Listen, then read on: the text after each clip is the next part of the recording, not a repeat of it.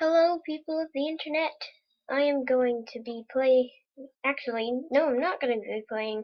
I am going to be reading today. Um, about Ben Drowned. This guy up here. Just to celebrate the first day of spring break. Summer break. Yeah, to be celebrating a whole lot of creepy things that my friends are going to show me on summer break. So let's get this started. Okay, I need your help with this. This is not a copy pasta. This is a long read. But I feel with safety. Oh no.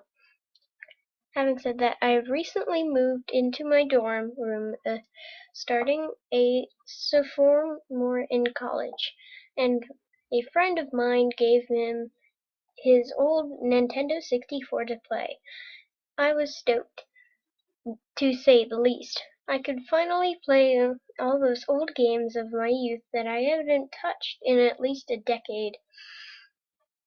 His Nintendo 64 came up with yellow controller and a rather shoddy copy of the Super Smash Bros. And while beggars can't be choosers, needless to say that I did not take long until I became bored of beating up level 9 computers.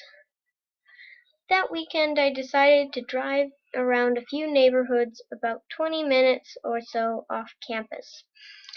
Hitting the local garage sales, I was hoping to score some good deals from ignorant parents. I ended up picking up a copy of Pokemon Stadium,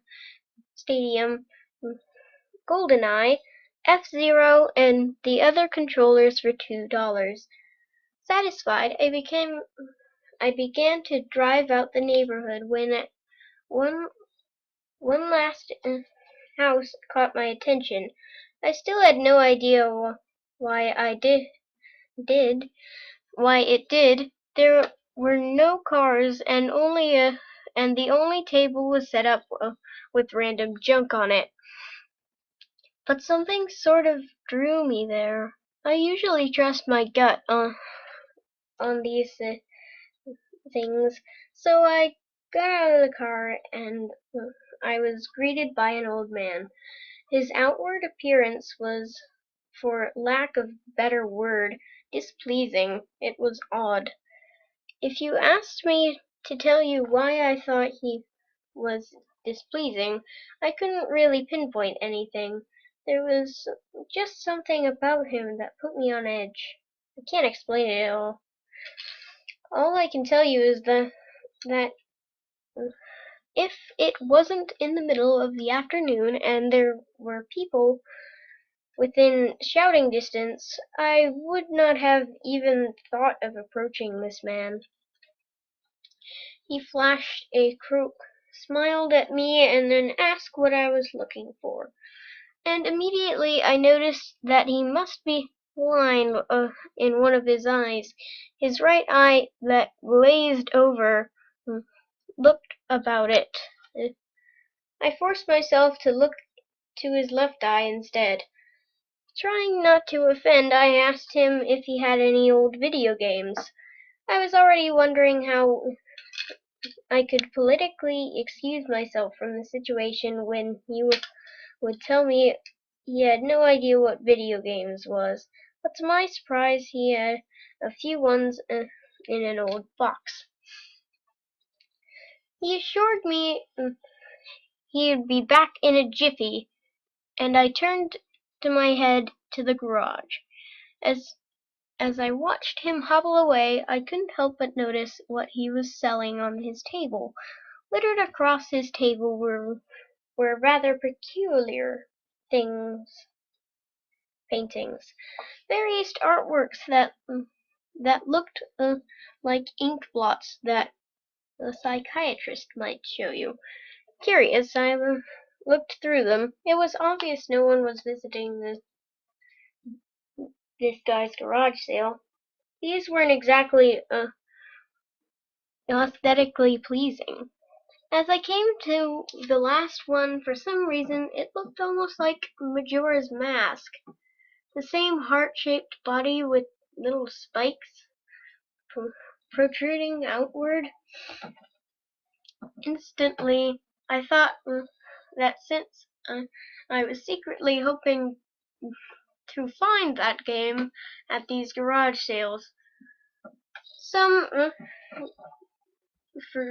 Freudian boop was projecting itself into ink blots.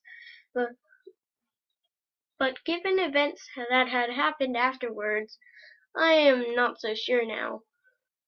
I should have asked the man about it. I wish I would have asked the man about it. After staring at the Majora-shaped blot, it looked up to the old man, suddenly there again, arm's length in front of me, smiling at me. I admit I jumped out of reflex and laughed nervously as he handed me the Nintendo 64 cartridge. It was the standard gray color, except that someone had written Majora on it in black permanent marker. I got butterflies in my stomach as I realized what a coincidence this was and asked how much he wanted for it. The old man smiled and told me that I could have it for free. That used to be to belong to a kid who was about the age my age that didn't live here anymore. There was something weird about how the man phrased that. I didn't really pay any attention to then. I was too caught up in not only finding this game, but getting it for free. I reminded myself to be a bit skeptical, since this looked pretty shady cartridge, and there's no guarantee it would work. But then the optimist inside me interjected that maybe it was some kind of beta version or pirated version of the game, and that all I needed was to go back on Cloud 9. I thanked the man, and the man smiled back at me and wished me well, saying goodbye then. Surprised, it worked just fine. There was one save completely. Ben. Goodbye, Ben. He was saying goodbye, Ben. I felt bad for the man. Obviously a grandparent, and obviously going to surprise it if it worked just fine. And there was one save file simply named Ben. Goodbye, Ben. He was saying goodbye, Ben. I felt bad for the man. Oh,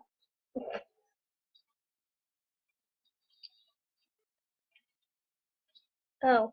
Out of curiosity, I looked at the save file. Eyeballing it, it could tell that it was pretty far into the game. He had almost had all of the masks, and 3 out of 4 remains of bosses. I noticed that he had used an owl statue to save his game. He was on day 3, and the Stone Tower Temple was hardly an hour left before the moon would crash. I remember thinking that it was a shame he had come so close. I am going to leave this here because I've already read like most of it. So actually not quite. I will do another episode of this if you actually like it. And it's going to be kind of like bleeping out most of the swear words because most of my friends are older than me and they're allowed to say them. So I will just be bleeping them out by saying like words I can say like heck or something. And I will see you Skeletors later. If you like Creepypasta, then this will be a treat for all of you that are Creepypasta fans. And I hear that you call bad creepypastas crappy pastas, which I think is a pretty good pun. And I will see you guys later. Bye.